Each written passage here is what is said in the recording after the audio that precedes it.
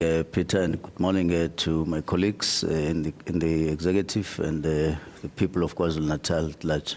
Okay, so you've been with the provincial government for some years now, but fairly new to the big office. How's that been going? Pardon? The big office as in your new job as Premier, how's that been going? Because that's a recent one, isn't it? Oh, well, I would say that like any other thing, you get used to it. And I think we are settling down very well, and we have no choice. We have to do it fairly quickly. All right. So you delivered your maiden State of the Province address on the 5th of March. What was your big message? What was your overarching message to the people of KwaZulu-Natal? Well, our overall message was that first we should cast our eyes a little bit in the past, in the short past, but we also must now look at where we are and look forward. And we're saying that if you do so, you will see and conclude, just like we have done, that KwaZulu-Natal is indeed quite better in 2014 than it was in 1994. Mm-hmm. This you don't have to struggle to do.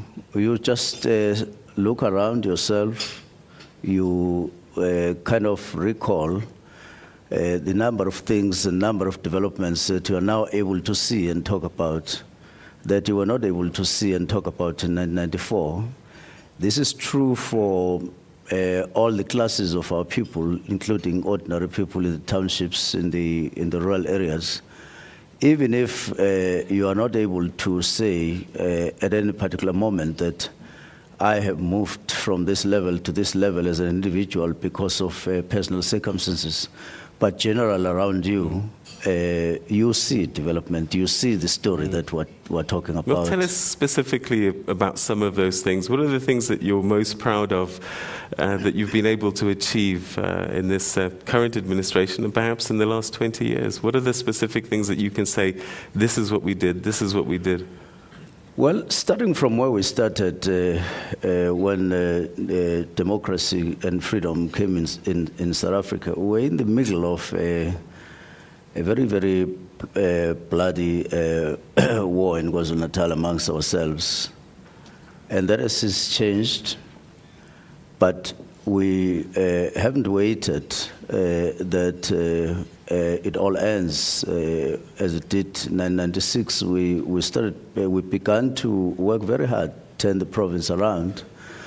One thing that I would say, therefore, we're proud of is that we've been able to overcome our own problems as a province and stopped fighting amongst each other and started welcoming democracy and its full meaning, including tolerance among different political parties. A far cry from what it was. KwaZulu-Natal used to be dominated by one political party with heavy intolerance, which took lives of many people. But we have now overcome that, of course. But that we should be proud and be thankful, of course, to all the political parties and other role players that we have achieved what we have achieved by now. But on the more positive side, as a province, we've been able to focus on economic development and welfare of our people. And you are then able to see this development that we're talking about in terms of delivery to the basic needs of our people. One of those is if you look at education, for instance, which is one of the things that I'm most familiar with. Just in terms of the number of children that are now at school compared to those who were at school in 1994, you never cease to be amazed and to see that we're making progress, of course. But look at our health institutions, health infrastructure in our province, and this includes rural and urban areas. And you of course, look at things like King Shaka International Airport, which were not there in 1994, and you have them now. Moses Mabhida, which is quite an iconic feature of KwaZulu-Natal now, loved across the world. I heard journalists in 2010 saying that there are beautiful stadiums all over the world, but this one's classic, something that is not there at all in any other parts of the country, and this is KwaZulu-Natal. You know, Peter, you can climb to the stadium and get to the top of the stadium using a car. I'm just touching on one thing which you don't see anywhere else. All right. This is we will talk a little bit more about sport a little bit later on, because I'm wondering if we're going to make a serious bid for the Olympics, but that's coming up. All right, so those are the gains. So those are things that you've done well. And perhaps maybe a more difficult question is, what can you say, look, we could have done better here. We are sorry, and we are going to improve in these areas. What could you have done better? Well, I would say that we have a number of those. First, as a country, we haven't actually reached our dreams and our objectives as far as reducing unemployment. This features for the whole country, but it also is true for us in KwaZulu-Natal. We would have loved that by now, 20 years down the line, our democracy and freedom, we have at least reduced, substantially reduced unemployment. And we agree that despite economic growth in the middle of 2000, like 2005, 2006, with our economy reaching 5-6%, we would have been able to actually do a dent in our unemployment rates, but it didn't happen. And we're then soon caught up by the economic slump globally, which then made our situation worse. But we don't want people to lose hope. Both here and in the country as a whole. There is no reason to do so. As a matter of fact, the people of South Africa and the people of KwaZulu-Natal have more to hope than more to lament about, in the sense that the plans that are now in place should be able to give all of us hope. And in the next 3-4 years, we should be able to really deliver tangible results on our fight against unemployment. All right, that's so, one thing. Let me ask you this, because I'm hearing this quite a lot now, and maybe it's something to do with the elections that are coming, but I'm hearing this statement that we are better off today than we were in 1994. I'm going to put it to you that that's what we pay you to do, so that you shouldn't be getting praise for doing your job. What we should be measuring is where we should be by 2014, as opposed to where we are, and that gap is what you need to answer to. So I'm asking you, how big is that gap, where we could have been if we'd have done everything right, and where we are? So we're not going to concentrate on the things that have been achieved, but what could have been achieved, and that gap. It's a tricky situation, Peter, in the sense that we, from 1994, we realized that in whatever dreams and whatever objectives we had, for instance, on unemployment, we were working backwards. It's one thing, Peter, when you start from a very strong base and you move forward. But when you start from a weak base, in the sense that you have very, very deep gaps, which you have to fill first, and then strengthen your base, and then start moving forward, it becomes quite a very tricky situation. Let me illustrate this thing. Again, I'm using education because I'm very, very familiar with that. You have to build schools to provide for children in 2014. But, well, in this instance, 1994, but mainly in 2004, because you know the changes. We've changed twice as KwaZulu-Natal.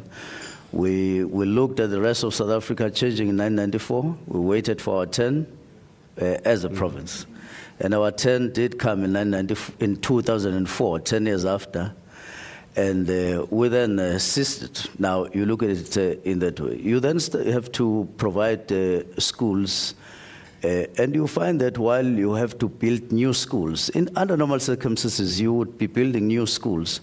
But you found that the 10 schools, new schools that you would have built, you have to revive 10 more others, which means you have to almost do away with the other 10 schools that already existed.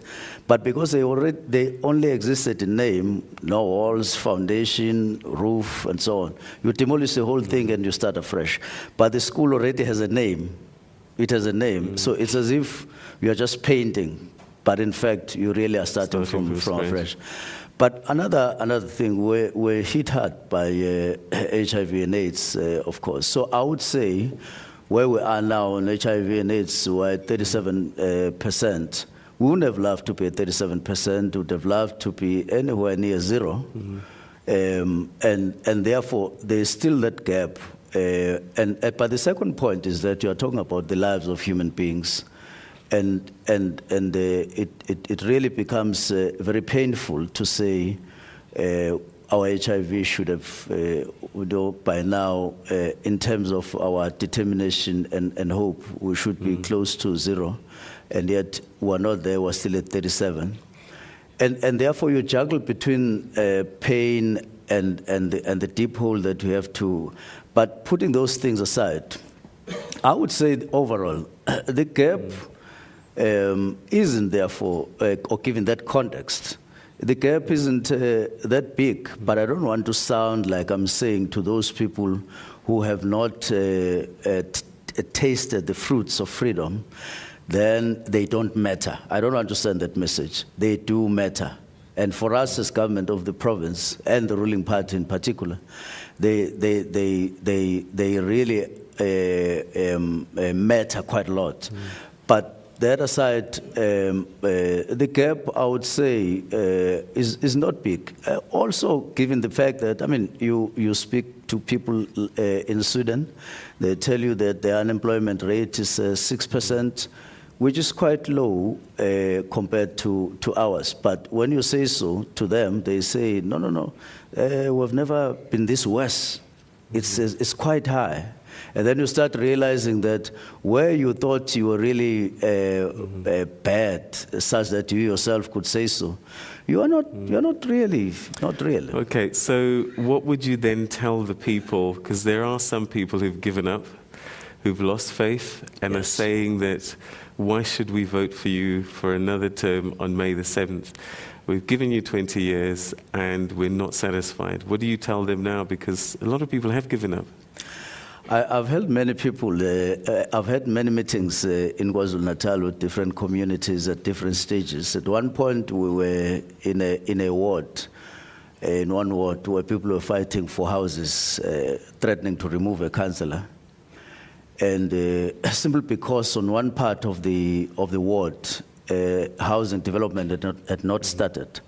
But just across a small stream in the same ward, beautiful houses had been built, and people were already living in them. And then I challenged them to be realistic, to say, let's start from zero. Let's just say, what is it that you want as people of this area, this part of the world? And they said, want housing. Want housing. And we said, all right, you want houses? They said, yes. Then they started pointing, like those people there, not very far, not outside their ward, not even in a different municipality, in the same ward. They say, we want to be like those people there. You see those people? Then they say, yes. Then I say, what do you do in a situation like that? You simply hold a meeting with the councillor and say, is there anything preventing you from delivering the same houses you have delivered across the stream? And you discuss your own problems. And what we're saying is that people in South Africa, people in KwaZulu-Natal must begin to deal with the realities of their country. You want those houses that are across the stream, you will get them. That is for sure. So that's the message that we're saying there.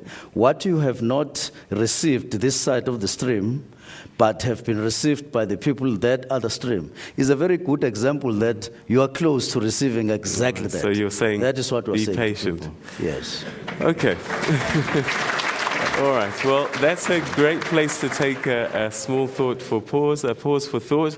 And I'd like to get your thoughts, particularly if you're in the province and there's areas that you'd like to bring up with the Premier. He's here, he's live, and we can address everything with you. And we'll also be getting questions from the audience that's here on the floor. And we're talking about the state of affairs in KwaZulu-Natal right after this.